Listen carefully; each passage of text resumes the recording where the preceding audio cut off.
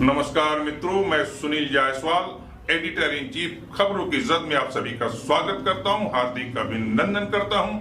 आइए मित्रों, आज हम आ पहुंचे हैं झारखंड प्रदेश और झारखंड प्रदेश के धनबाद जिले का कस्बा नुमा अंचल कतराश में और कतराश सहित शेष धनबाद के विभिन्न अंचलों में काले हीरे की लूट और अवैध कोल रैकेटों को लेकर अखबार में आए दिन बन रही सुर्खियों पर डालते हैं एक नजर और करते हैं आपको कोल माफियाओं के दलाल राजनेताओं, कुछ छिलटे, कुछ नामचीन पत्रकारों, सीआईएसएफ के कमांडेंट ऑफिस से लेकर सिपाहियों तक, जिला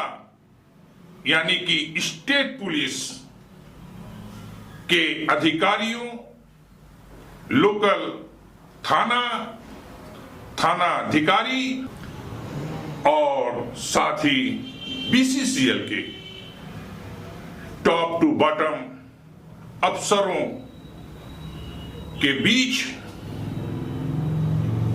बंदर बांट से आपको करते हैं बाखबर। मित्रों, ये जो आप देख रहे हैं, हैरान बिल्कुल मत होइए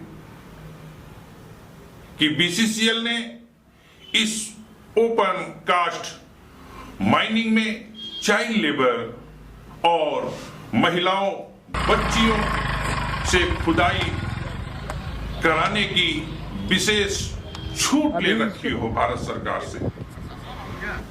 हैरान मत होइए कि बीसीसीएल ने ओपन कास्ट माइनिंग में चाइल्ड लेबर और महिलाओं, बच्चियों से खुदाई कराने की विशेष छूट उसे मिल गई है।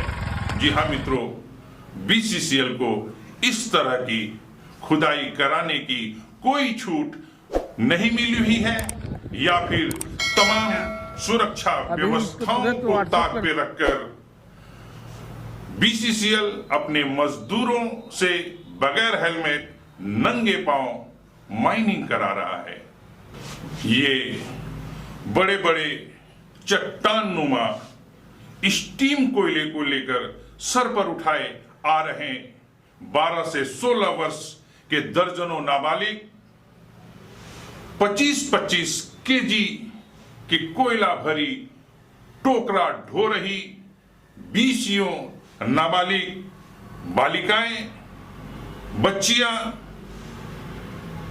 1 रुपये प्रति किलो की दर पे अपनी जान को जोखिम में डाल रहे झारखंड प्रदेश के बेरोजगार लोग, बेरोजगार युवक, महिलाएं, बच्चियां, युवतियां, जी हाँ मित्रों, मात्र 1 रुपया प्रति केजी की दर से अपनी जान को जोखिम में डालकर बगैर हेलमेट, बगैर सुरक्षा के अवैध माइनिंग कर रहे हैं।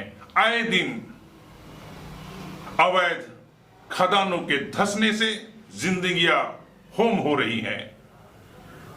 बच्चे, बच्चियां, युवा धंसते हुए खदानों की भेंट चढ़ते चले जा रहे हैं। यह जो साइकिलों, मोटरसाइकिलों में 50 से 80 केजी स्टीम कोयले के टुकड़ों से भरी प्लास्टिक की बोरियों सर पर उठाए चले आ रहे लोग, साइकिलों पर बोरियों को बांधते, लादते, ढोते हुए लोग कुछ भरी बोरियों का मुंह बांध रहे हैं कुछ भरी हुई बोरियों को लादने के बाद 2 और 50 केजी के बोरियों को साइकिल के हैंडलों और कैरियर पर एडजस्ट कर रहे, बांध रहे ये दर्जनों नौजवान स्कूटरों, मोटरसाइकिलों पर 300 से 400 केजी स्टीम कोयले की भरी बड़ी बड़ी बोरियों को लादे कोल डिपो की ओर, अवैध कोल डिपो की ओर जाती हुई युवाओं की टोली बीसीसीएल के अंडर में यह जो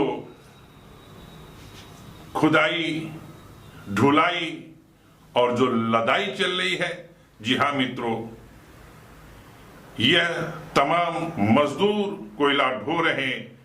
बच्चे, नाबालिग बच्चियां बीसीसीएल की ओर से रखे गए ठेकेदारों के अंदर में मजदूरी करने वाले लोग नहीं, बल्कि झारखंड की राष्ट्रीय खनिज संपदा की खुलेआम लूट कर ले जा रहे हैं। ये लोग लूटी जा रही है राष्ट्रीय संपदा, यहां से सीधे कोल माफियाओं के डिपो तक जा रही है। जी हां मित्रों, धनबाद जिले का कतरास बाघमारा अंचल इन दिनों अवैध कोल माइनिंग को लेकर सुर्खियों में है। यह जो मेरे पीछे आपको नजर आ रहे हैं कि क्षेत्र के छोटे छोटे अखबार, पत्रिकाएं अवैध माइनिंग को लेकर, अवैध माइनिंग की वजह से हो रही भूधसान को लेकर और अवैध माइनिंग, असुरक्षित माइनिंग के चपेट में धसती दबती हीरे की तलाश में अपनी हीरे से भी मूल्यवान जिंदगियों को होम करती, कुर्बान करती यहां की गरीब आबादी, बेरोजगार लोग, बेरोजगार युवा बाघमारा विधानसभा क्षेत्र के विशेषकर भटमुरना, केशलपुर, आकाश किनारी, छाताबाद, सिजुआ में बीसीसीएल की विभिन्न कोलियरियों में कोयला का अवैध धंधा ऐसा की जैसे कि खुली लूट मची हो। कतरास राजगंज रोड हो या श्यामडी तोपचाची रोड, कतरास धनबाद हीरक road, Katras Rajganj, Katras Bokaro NH highway खुलेआम सुबह 4 बजे भोर से देर शाम तक आप अंचल के किसी भी गली, मोहल्ले, छोटी सड़क, बड़ी सड़क, link road, national highway, state की सड़कें, हर सड़क पे आपको साइकिलों पर 400, 500 केजी कोयला लादे लोग ऐसे ही दिख जाएंगे। जी हां मित्रों, मैं धनबाद जिले के बाघमारा के उसी विधानसभा क्षेत्र की बात कर रहा हूं जहां के विधायक ढुल्लू महतो पर 10 लाख रुपये रंगदारी वसूलने के लिए आरोप लगते हैं। 40 से 45 छोटी बड़ी से लेकर संगीन अपराध के मामले दर्ज हों, जहां के नामचीन पत्रकार, बड़े अखबार समूह, बड़ी मीडिया चैनलें खामोश हो। जी हाँ मित्रों, मैं उसी धनबाद अंचल की धरती की संपदा को लूटी जा रही राष्ट्रीय संपदा की बात कर रहा हूं। जब प्रदेश का मुख्यमंत्री यह कहता हो कि यह जो साइकिलों पे कोयले की ढुलाई कर रहे हैं वे बेरोजगार हैं, और इन बेरोजगारों पर प्रदेश के मुख्यमंत्री ने किसी भी तरह की कार्रवाई पे एक तरह से अघोषित रूप से रोक लगा रखी है। ये तमाम सड़कों पे ये जो साइकिलों, toto, auto rickshaw, cycle rickshaw, scooter, मोटरसाइकिलों पर 400, 500, 200 केजी कोयले की ढुलाई देख रहे हैं। ये तमाम लोग सीधे कतरास के साखाटा श्यामडी मुरना बस्ती स्थित सरस्वती शिशु मंदिर के पास स्थित अवैध कोल डिपो तक पहुंचती है। इसके संचालक समीर चक्रवर्ती और सुभाष राय के अवैध डिपो तक पहुंचती है, और यहां से एक दो कर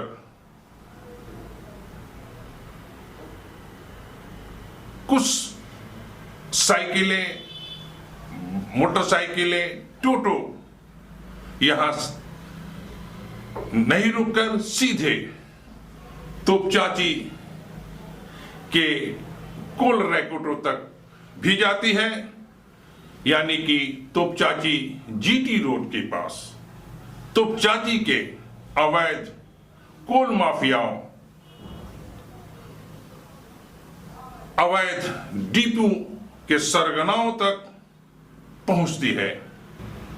बीसीसीएल, सीसीसीएल के वैध और अवैध माइनिंग में यह लूट सिर्फ कतरास, सिजुआ, बाघमारा, छाताबाद अंचल में हो रही है, तो अब भी आप गलत सोच रहे हैं। यह लूट पूरे धनबाद यानी कि झारखंड की आर्थिक राजधानी, जिस धनबाद से, जिस कोयला नगरी से झारखंड को सबसे ज्यादा जो अंचल, जो कोयला नगरी सबसे ज्यादा राजस्व मुहैया कराता है, आज इन अवैध कोल माफियाओं के द्वारा दिनों दिन छलनी होता जा रहा है, जिसे बीसीसीएल ने 20 वर्ष पूर्व,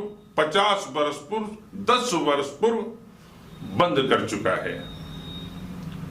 ये वो कोल माइनिंगें हैं, जबकि डीप खुदाई करके चाणकों के माध्यम से जमीन के अंदर खुदाइयां होती थी, और ऊपर की जमीन को धंसान से रोकने के लिए स्थान स्थान पर पिलर बनाए जाते थे, और एक निर्धारित मात्रा तक कोयले की खुदाई की जाती थी, ताकि माइंस के नीचे की, माइंस के ऊपर जो शहर है, जो आबादी है, उसे नुकसान न पहुंचे। मित्रों, यह कोल माफिया प्रदेश के बेरोजगार नौजवानों, बच्चों, महिलाओं को कोई रोजगार नहीं दे रहे हैं, बल्कि उनका आर्थिक शोषण कर रहे हैं।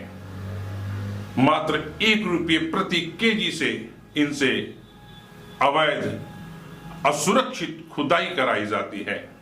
आए दिन अखबार की सुर्खियां बनती है कि उस अवैध माइनिंग की चपेट में आकर धंसने से 5 बच्चियां, कहीं 2 युवा, कहीं 4 युवक दबकर अपनी जिंदगी होम कर बैठे।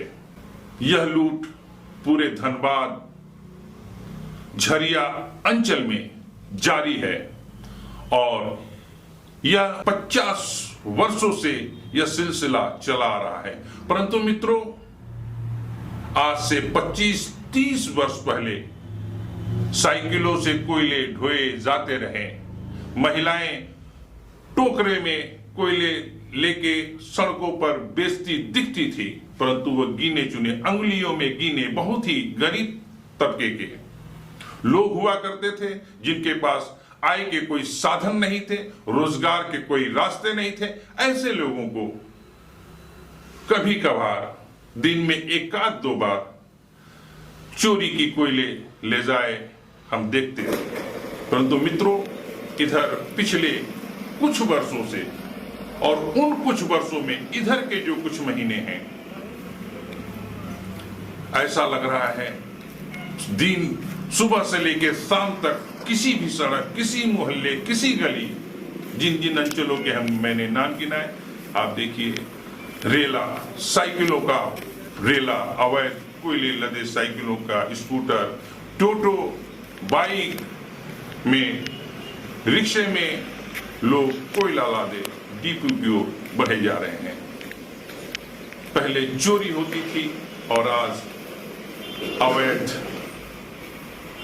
डीपू के खुल जाने से, बेखौफ कोल माफियाओं की वजह से, कोल बीसीसीएल के टॉप टू बॉटम बड़े अधिकारियों, CMD, area manager, CISF commandant office के बड़े से लेकर तमाम छोटे सिपाहियों तक, स्थानीय थाने के दरोगा से लेकर मामूली सिपाही तक, मित्रों क्षेत्र के यानी जिले के एसपी, डीएसपी ऑफिस तक कोल माफियाओं का रैकेट की मिली भगत छिपी हुई बातें नहीं है। कोयले की ये खुलेआम लूट, खुलेआम चोरी थाने, सीआईएसएफ और बीसीसीएल के एरिया ऑफिस,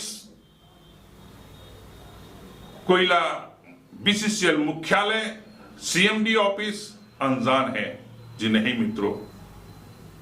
जब हम और आप आए दिन खुलेआम सड़कों पर यह तमाम दृश्य देख पा रहे हैं तो यह कतई विश्वास नहीं होता कि जिन अधिकारियों पे कोयला खदानों की सुरक्षा की जिम्मेवारी मिली है, जिन अधिकारियों को भारत सरकार हमारी और आपकी टैक्स से लिए गए पैसे से तनख्वाह देती है, कोयले की बिक्री से हुए आय से प्रदेश की अर्थव्यवस्था संचालित होती है। मित्रों, आपको जानकर यह आश्चर्य होगा कि क्या लोधना, क्या टुंडू, कुशुंडा, क्या पुटकी, बलिहारी, डब्ल्यूजे, ईजे एरिया, यहां तक कि बस्ता कोला, चांच विक्टोरिया के सभी आउटसोर्सिंग बीसीसीएल खदानों से हर दिन, जी हां मित्रों, प्रतिदिन 12 करोड़ यानी कि वर्ष में, साल में तकरीबन 4000 करोड़ रुपये की राष्ट्रीय संपदा की लूट होती है। यदि टन की में बात करें तो हर दिन 15,000 टन कोयले की लूट कोल माफियाओं के द्वारा की जा रही है।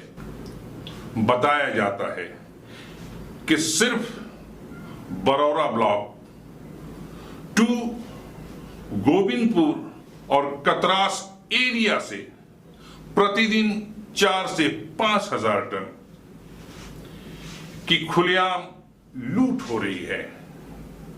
काले हीरे की, कोयले की, स्टीम कोयले की,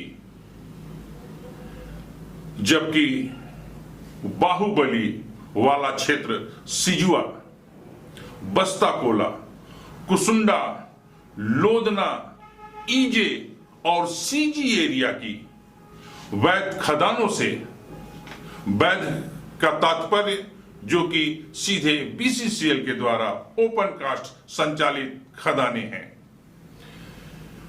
हाईवा और ट्रकों से कोयला लूटा जा रहा है। उन हाईवा ट्रकों से लूट हो रही है जिस पर की जीपीएस सिस्टम लगा हुआ है। मित्रों, बताते हैं कि ठेकेदार जिनके हाईवा और ट्रक बीसीसीएल के अंडर में चलते हैं कोयला ढुलाई के लिए, वे कोल माफियाओं के साथ मिली भगत कर जीपीएस सिस्टम के साथ छेड़छाड़ करते हैं, जिससे कि निकला हुआ ट्रक खदान से, माइनिंग एरिया से निकलता तो जरूर है, परंतु जाता कहां है ये किसे पता नहीं होता। मित्रों, ये सिर्फ कहने की बातें हैं कि ये किन्हीं भी पता नहीं होता। मित्रों, कहते हैं कि चोरी में, लूट में, डकैती में सबसे ज्यादा ईमानदारी होती है। तो जी हाँ मित्रों, इन खदानों से, इस आउटसोर्सिंग माइनिंग एरिया से, माइन से, हाईवा ट्रकों से जो हेरा फेरी वाली ट्रकें निकलती हैं, ट्रकें निकलने के साथ ही उस माइनिंग में बैठा हुआ निगरानी के लिए, सुरक्षा के लिए अधिकारी top to bottom, chain wise depot तक, जहां तक उसे पहुंचना होता है, खबरें दी जाती है। सबके अलग अलग ट्रक पीछे, हाईवा के पीछे कमीशन है। थाने के लिए कुछ, अधिकारी के लिए कुछ, नेताओं के लिए कुछ, पत्रकारों के लिए एक हिस्सा, बड़े बाहुबली राजनेताओं के लिए एक हिस्सा। इस तरह की हिस्सेदारी की ईमानदारी अगर कहीं है तो वह अवैध कोयले के धंधे में। धनबाद, झरिया, निरसा, बाघमारा, गोविंदपुर, तोपचाची, कतरास, राजगंज में बरसों से जारी इस अवैध धंधे में अंचल के कई बाहुबली राजनेता, स्थानीय विधायक, उनके समर्थकों के रिश्तेदार शामिल हैं। बीसीसीएल के, जैसा कि मैं पूर्व में कह चुका हूं कि सीएमडी, एरिया मैनेजर से लेकर बीसीसीएल के वे तमाम जिम्मेवार अधिकारी, सीआईएसएफ के सिपाही से लेकर बड़े अधिकारी तक, बताया जाता है सीआईएसएफ को 400 करोड़ रुपए भारत सरकार सिर्फ सैलरी के लिए पे करती है। मित्रों, इसके साथ ही जिला पुलिस के एसपी, डीएसपी ऑफिस के अधिकारियों के साथ, जिला पुलिस के तमाम थाने, टीओपी तक हिस्सेदारी पहुंचाकर, और इस हिस्सेदारी के बदले में ये तमाम लोग रैकटों की, कोल माफियाओं की रहनुमाई करते हैं, उन्हें सुरक्षा कवच प्रदान करते हैं। मित्रों, यदि आप सोच रहे हैं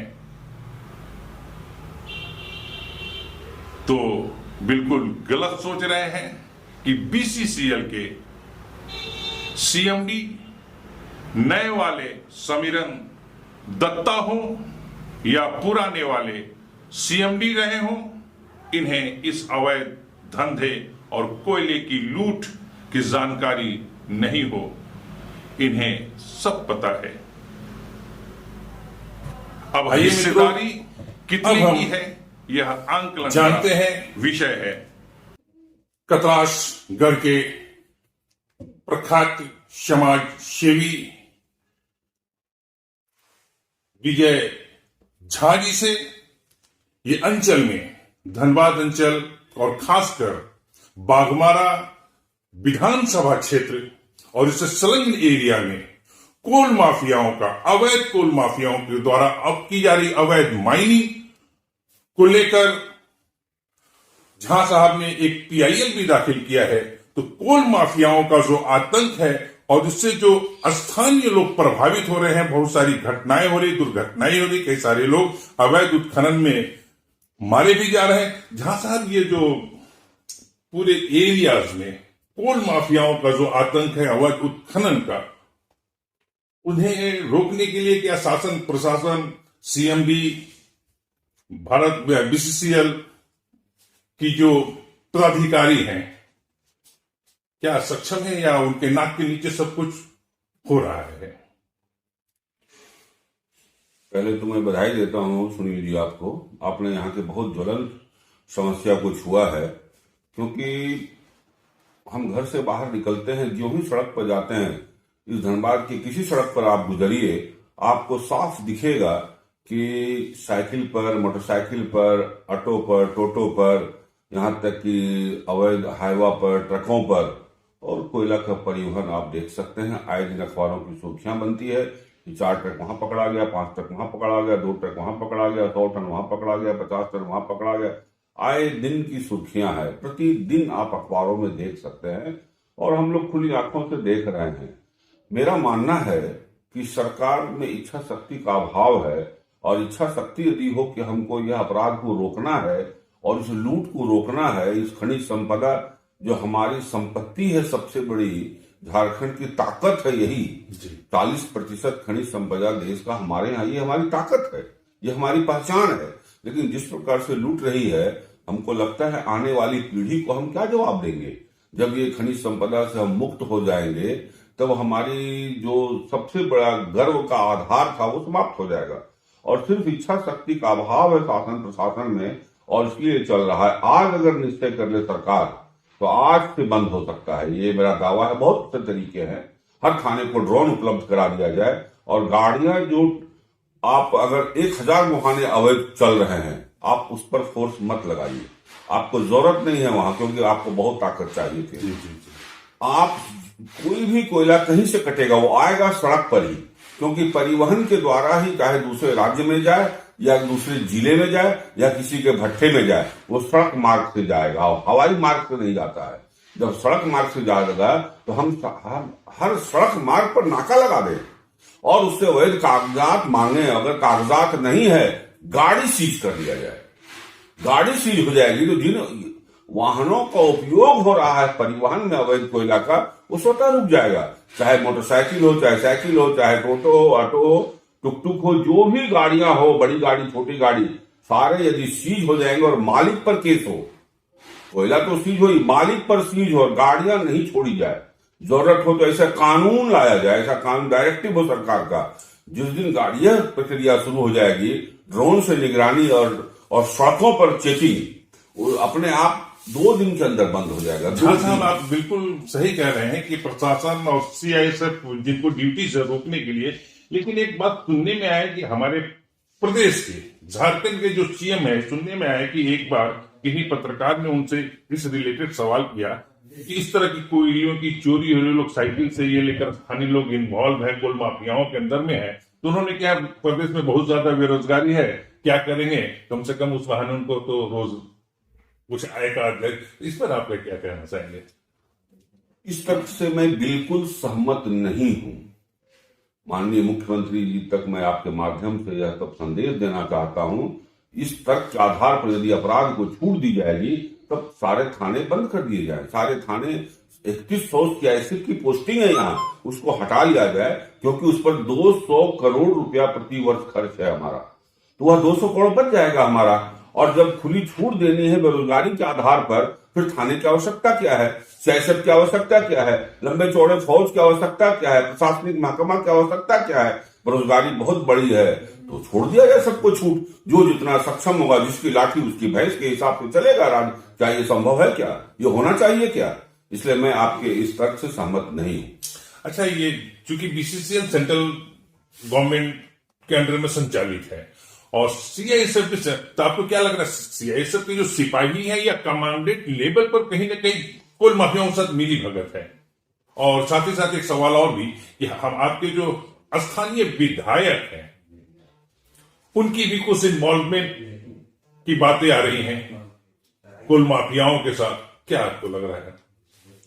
जहां तक सीआईएसएफ की क्षमता का और उसकी ताकत का आकलन का सवाल है, तो सीआईएसएफ सिर्फ धनबाद में नहीं है, सिर्फ बीसीसीएल में नहीं है, कोल इंडिया की जितनी अनुषांगिक इकाइयां हैं सभी जगह सीआईएसएफ है।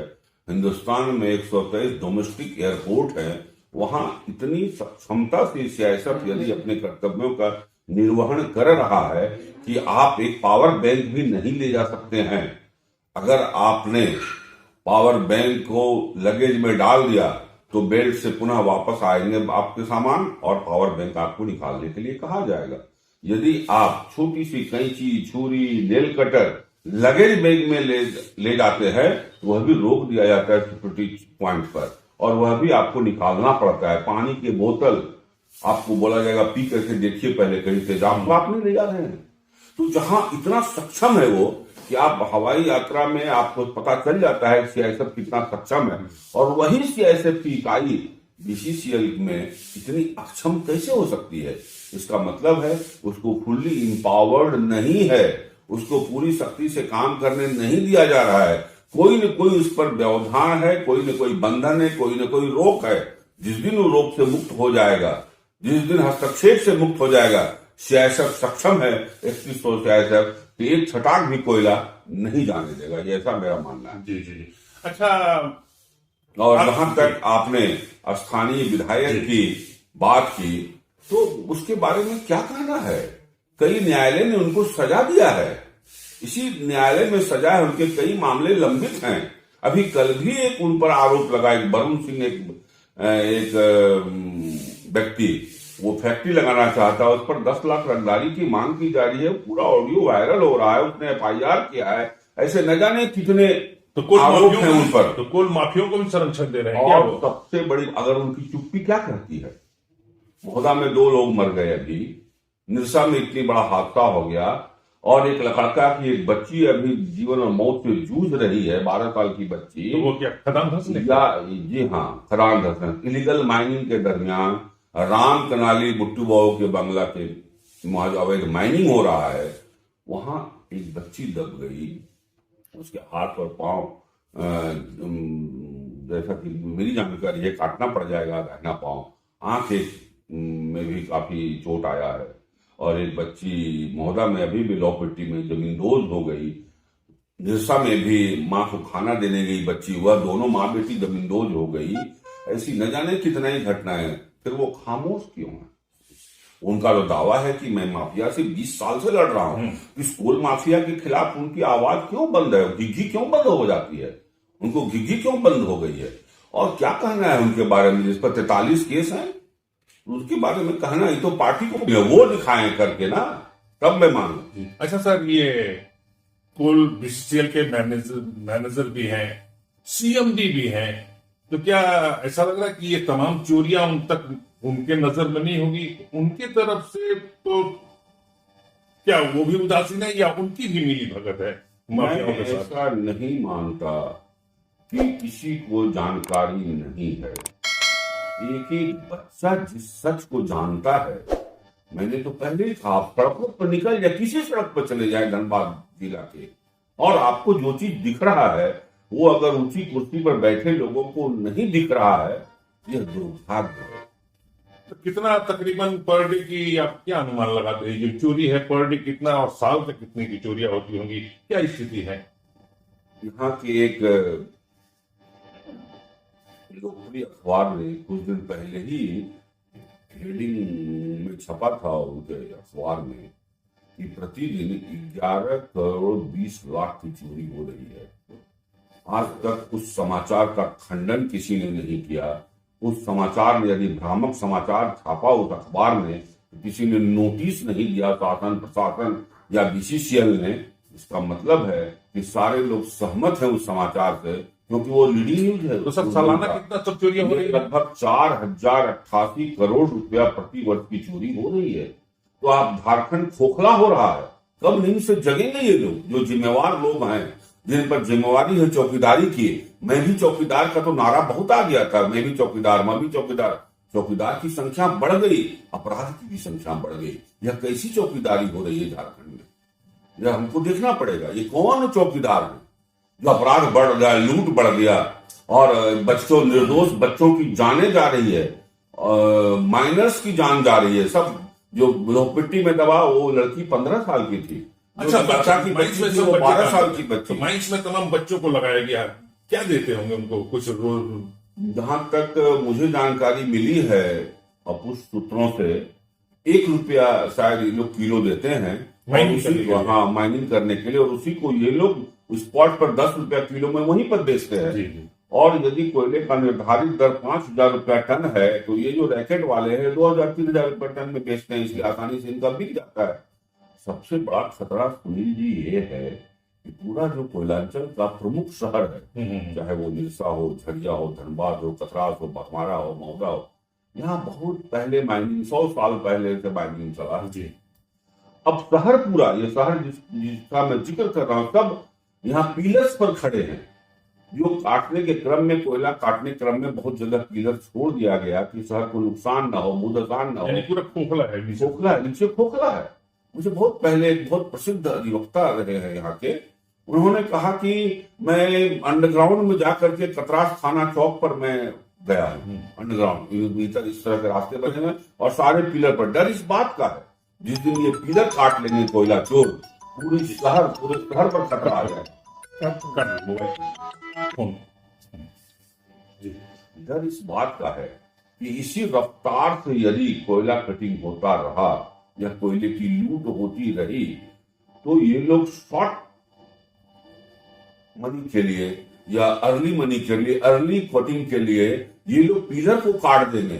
जिस दिन ये लोग पिलर को काट देंगे, पूरा शहर खतरे में पड़ जाएगा और कभी भी कोई भी क्षेत्र जमींदोज हो सकता है। बहुत बड़ी संख्या में आबादी इसका शिकार हो सकती है।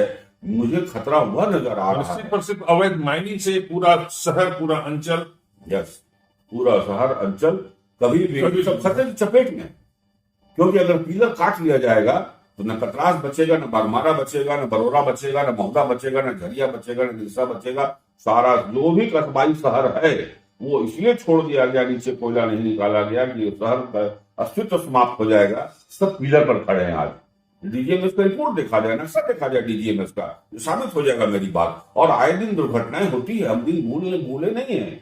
झरिया के इंदिरा चौक में कह रहा हूं, दिन दहाड़े पिता और पुत्र जमींदोज हो गए थे। 55 मीटर तक खुदाई की बीसीसीएल ने, नहीं मिला 100, 55 मीटर तक।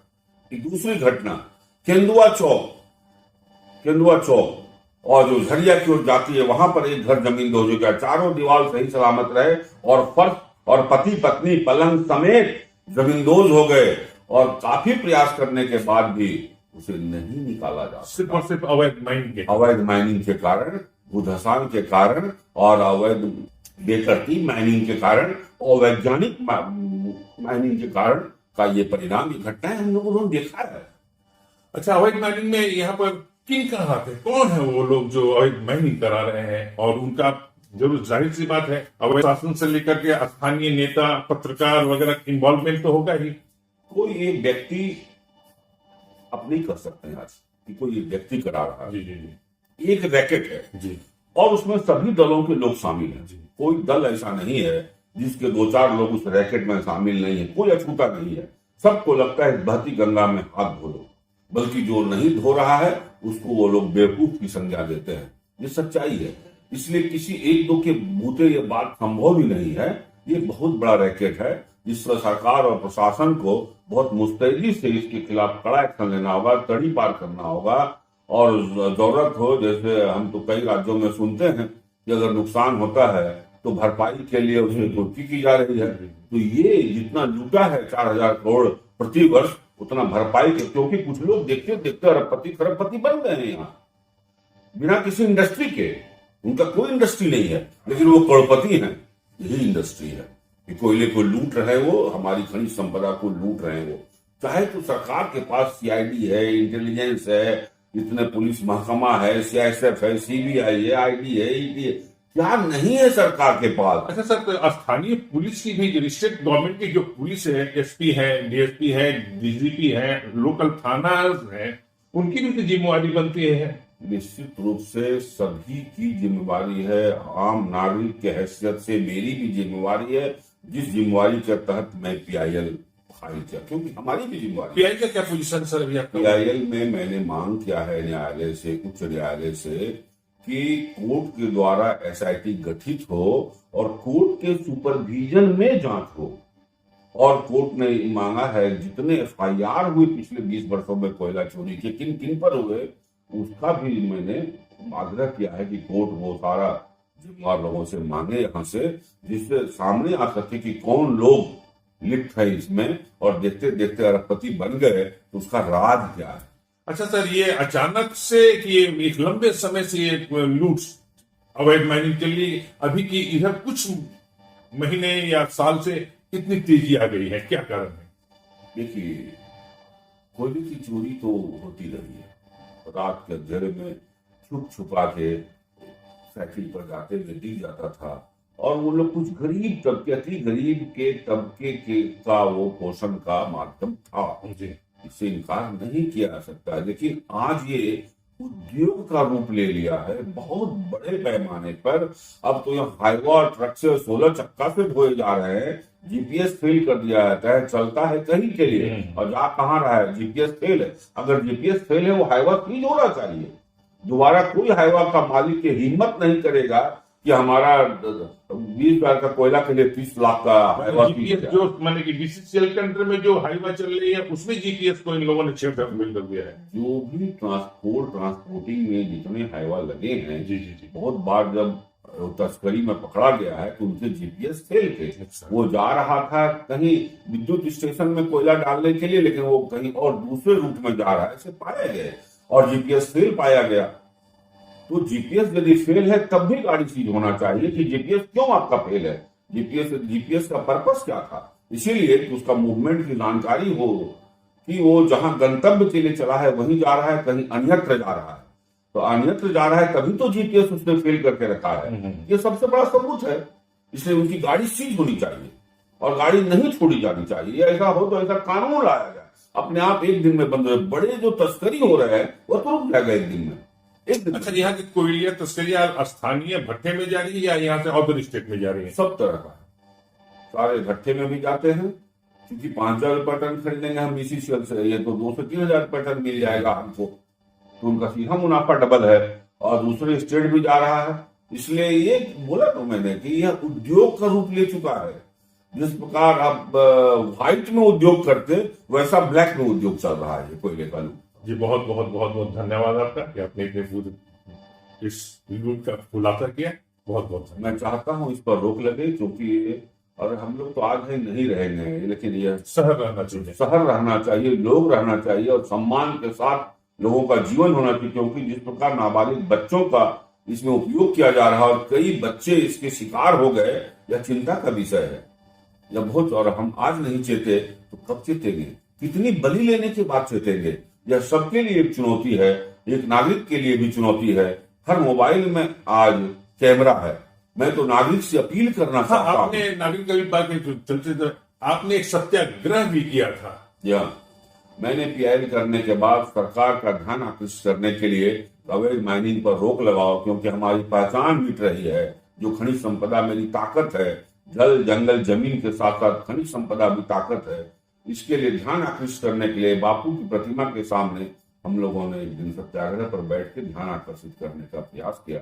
लोगों का भी ध्यान आकर्षित, मैं लोगों को जगाना तो चाहता जन आंदोलन खड़ा कर होना चाहिए। जन आंदोलन अपने आप होगा। जिस प्रकार से लूट चल रही है, लोगों को लग रहा है कि झारखंड कहाँ जाएगा आने वाले समय में, तो निश्चित रूप से जनता जगेगी और फिर सड़कों पर भी उतरेगी और सरकार से लेकर प्रशासन को भी शायद को भाजन का शिकार होना पड़ेगा अगर ये ऐसे ही लूट चलता रहा। क्योंकि जो गरीब तबके के शिकार हो रहे हैं, निश्चित रूप से आक्रोश पनप रहा होगा कि इस रैकेट वालों ने गरीब अति गरीब परिवार को ये टारगेट करते हैं, 100-200 दिन भर में दे करके उसका शोषण होता है और इसके माध्यम से कुछ लोग तो अरबपति बन जाते हैं, लेकिन आम आदमी आज वही खड़ा है, चाहे वो बेरोजगार देश की संपत्ति जुड़े सरकार की संपत्ति आम लोग हैं। बहुत बहुत धन्यवाद आपका। मैं नागरिकों से आपके माध्यम से अपील करना चाहता हूं कि वह अपने मोबाइल के कैमरा में आप लोड करें, जहां भी आपको ऐसी परिस्थिति दिखे और आपको लगे कि अवैध माइनिंग हो रहा है, क्योंकि हजारों जगह पुलिस नहीं जा सकती है, तो यह आप पुलिस बने, पर कीजिए और प्रशासन को भेजिए, जिम्मेवार लोगों को भेजिए, अपने एमएलए एमपी जनप्रतिनिधि को भेजिए, शायद जमीर जग जाए और वो इसके खिलाफ तब बुलंद आवाज के साथ खड़े हो जाए। धन्यवाद।